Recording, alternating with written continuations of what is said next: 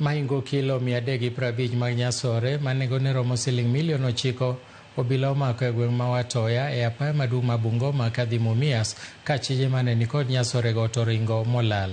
Jalup County Commissioner ma Bumula Hadia Abdalla olero na pedha no otim otieno ma piny noru godo nyoro gobila kanyakla kod jodak makono. OCPD ma Bumula Agre Makomere olero na chijego nowuok kod nyasore piny libamba ma Uganda kaka mane gitere pod ok oyangi. Obila koro osechaka pedha mar manya chijego.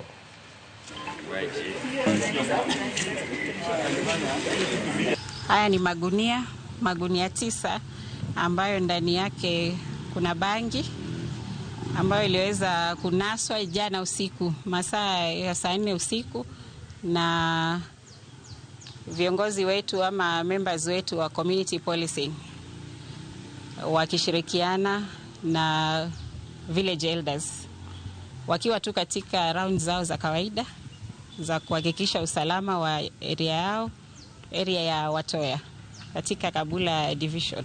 Visa vya bangi katika hii eneo ya Bumula haiko juu sana kwa sababu ukiona vile imepakiwa inakaa kama inapelekwa mahali pengine na imetolewa mahali pengine ambayo ni nafikiri ni nchi ya our neighboring country.